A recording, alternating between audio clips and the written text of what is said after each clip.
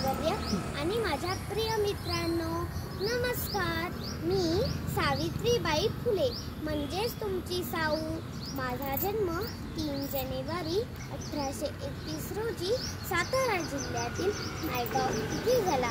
वयाच्या 9व्या वर्षी माझा विवाह महात्मा ज्योतिबा फुले यांच्याशी झाला.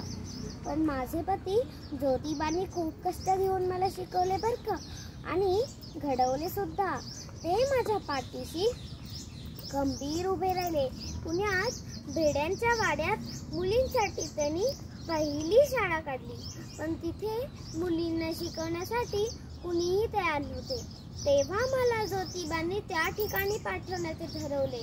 लोकांचा विरोध होताच, पण त्या विरोधाला न जुमानता मी आज त्यांच्या प्रयत्नामुळे आणि त्यांच्या कष्टामुळे मुलींना शिकवू शकले आणि घडवू शकले.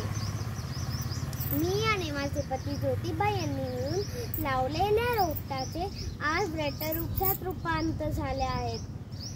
इंदिरा गांधी, द्रौपदी मुर्मू, सुमित्रा महाजन, सायना मिर्झा, सायना नेहवाल, प्रियंका चोप्रा आणि आपल्या प्रिन्सिपल आणि टीचर मॅडम या महिलांनी ज्या पद्धतीने आपले नाव केले आहे ते फक्त ज्योतिबांच्या कष्टामुळे.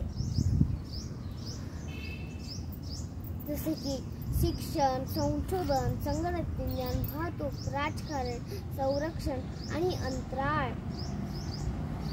आत्ताच एक घटना झाली आहे. चंद्रावरती गेलं आणि साऊथ पोलला उतरलं. तिथं खूप महिला सायंटिस्ट होत्या. 10, 9, 8, 7, 6, 5, 4, 3, 2, 1 हे जे काउंटडाऊन केलंय ते एका महिलाचाच आवाज आहे. मला एक गोष्ट म्हणावीशी वाटते. घट्ट राहुनी आम्ही पाय सन्मानाने उभे आहोत फक्त साऊथ तुझ्यामुळे.